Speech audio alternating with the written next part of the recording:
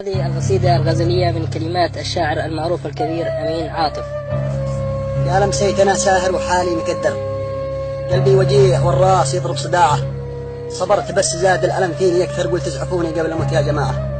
خلوني المشفى وقالوا تصبر، دخلت قسم المختبر والإشاعة، وإني بدكتورة لها حسن يسحر حين شفتها والضغط خف ارتفاعه. قالت لي وش اسمك عسى ما تراشر، جلست أنا صامت يجي نص ساعة. اسمي أنا، قالت تذكر اسمك أمين قدني سألت الجماعة. قالت سعودي، قلت لا من أرض حمير. قالت سعودي، قلت من أرض حمير. قالت هلا ونعم بقوم الشجاعة. سألتها مسمش ومن أي بندر، قالت سعودية واسمي براعة. وش يوجعك؟ قلت الفؤاد قد تأثر. قالت أكيد الحب زاد الفياعة. قلت الألم كله فيه الشق الأيسر، أشتي علاج ما عاد فيني مراعة. قالت فؤادك والهوى فيه صيدر، لا بد نزرع قلب ثاني زراعة. فقلت يا جناه واليوم الأخضر، هذا كلامك صدق أم هو إشاعة؟ مفعل بقلبي بعد ما قد تغير، هذا فؤاد يا بنت مشوا بضاعة. مسكت يدي قالت علاجك موفر، وضاب عاطف حين مسكت ذراعه، ولا دريت إلا وجسمي تخدر، وصار الألم مني ووقف صراعه.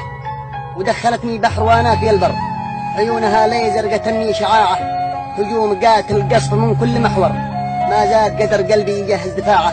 قالت أحبك، قلت الله أكبر، ويش أعجبش في صورتي يا براعة. قالت أحبك فوق ما نتصور، عجبني أخلاقك وحلوة الطباعة، وشعارك اللي قد ملت كل دفتر، وسمعتك في الفايسبوك والإذاعة. قصايدك عندي من العامل مر، طبعتها في وسط قلبي طباعة، واليوم ربي باللقاء فيك قدر، أرجوك لا تحرم قلبي متاعه.